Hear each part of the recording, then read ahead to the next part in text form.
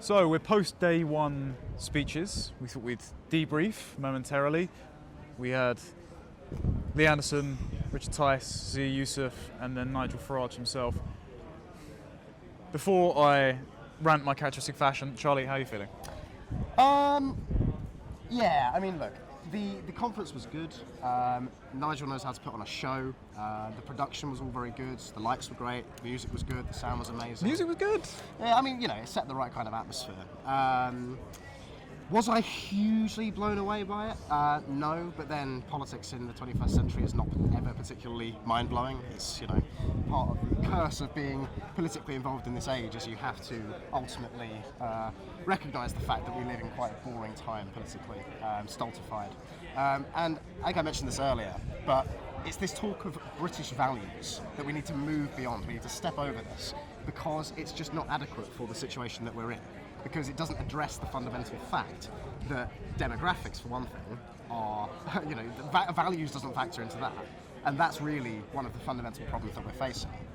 And so, if Reform is to truly be a party of opposition to the regime that's governed this country for the better part of 30 years, then it needs to be prepared to move beyond that kind of language and, frankly, begin talking about things like identity. Now, Ant Middleton's speech was very good. He finished with the phrase, identity first, which is a very, 10, 5, even a year ago, 6 months ago, that maybe would have been seen as being quite a radical, far-right statement, but you had Ant Middleton yelling it on the stage. Well, only if you're talking about English identity, of course, but not Well, indeed.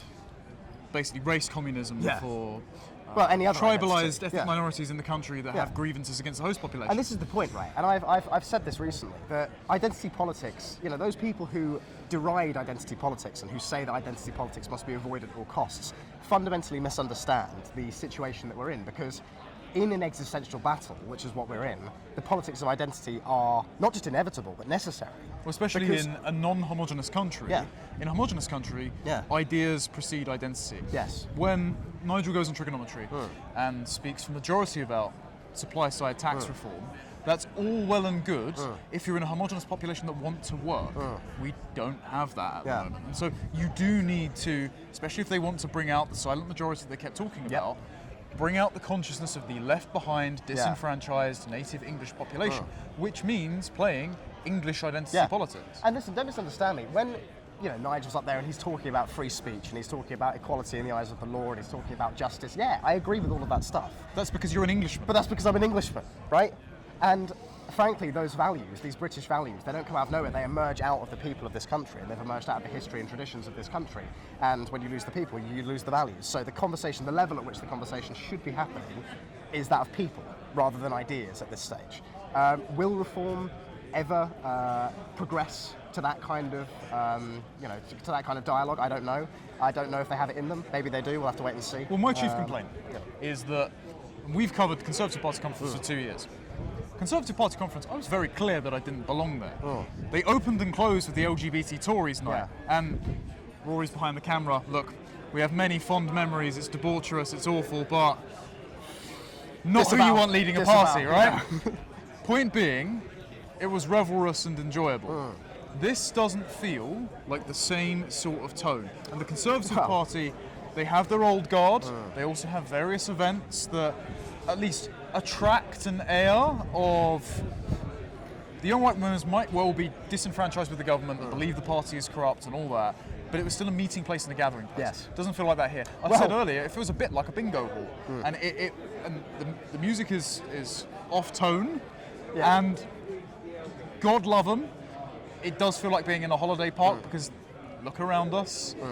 Other than a handful spattering of lads who follow the same sorts of people we do on Twitter, it's boomercore. Well, it's interesting what you just said about feeling that you didn't belong at the Tory party conference, because here today, the both of us have been recognised dozens of times by people. We've had people approaching us, Connor especially, saying, I love your work, I love what you're doing, all of this sort of thing.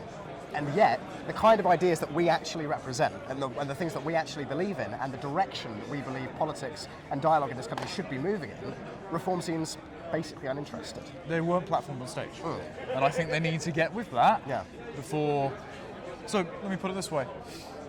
I will come and cover this next year for the purposes of bringing it to the audience, because we like to do a duty over here. would I be enthused about coming along if it remains as it is? Not particularly.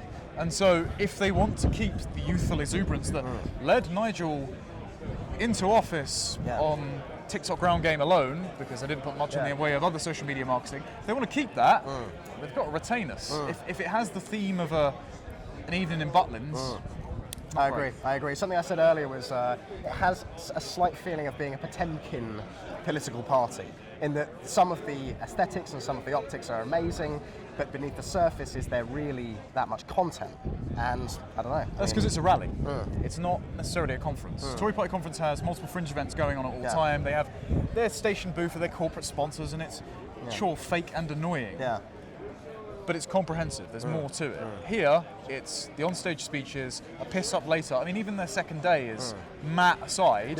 They should have had him on day one. Indeed. It's light on content, so most people don't have a reason to stick around. So, anyway, try not to get your spirits down before we go and do our panel. But always good to chat. Always. We've heard lots today from Reform on what they want to do, but starting left to right, so starting that end, my left to my right, in one sentence, what do you want Reform to do that they're not doing now or not pushing now? One sentence. You go first. Mass deportations. Is my mic on for that one? Excellent. Okay, there you go. Yeah, a robust policy of remigration, as well as an advancement beyond the language of British values and into the language of British identity.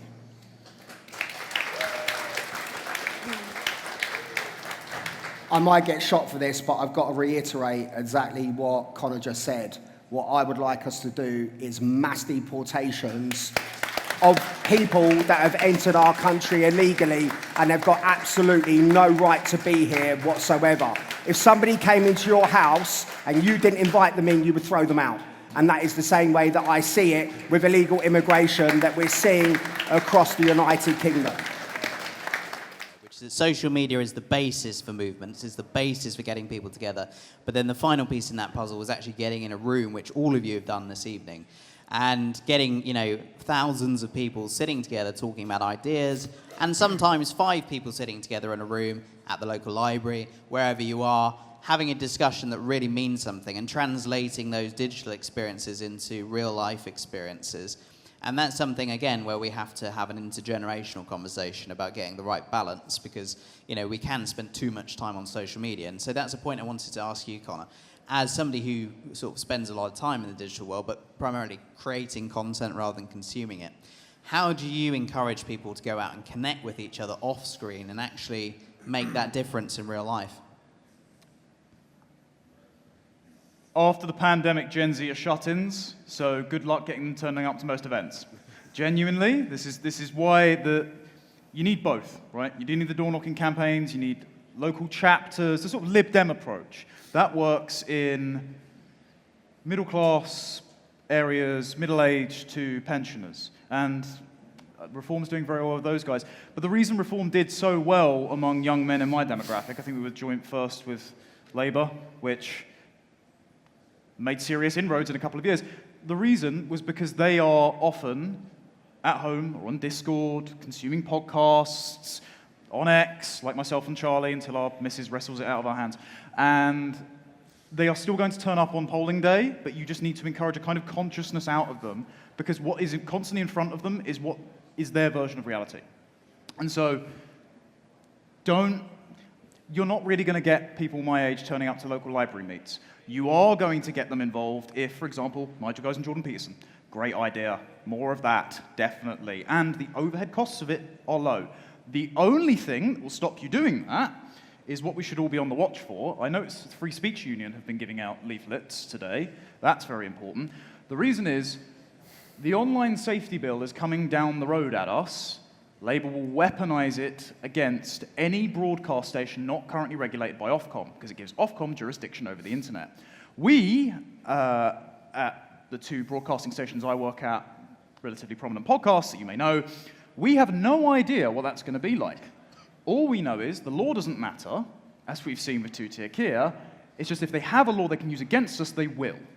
So what we need is not just institutions like the Free Speech Union to help us out when that happens. We don't just need a war chest and competent allies and valiant spokespeople in the media. I think reform needs to get behind credible online outlets when they are persecuted, because there is absolutely no doubt that Labour intends to do that. Thank you for watching that clip from Tomlinson Talks. If you liked that and you would like to see more, you can get the full 90-minute show every week on a Wednesday afternoon, live from 3 p.m, only on lotuseaters.com, and all of the other content that my colleagues produce behind the paywall for as little as £5 a month. Thank you very much for supporting us, and I hope to see you there. Until next time, goodbye.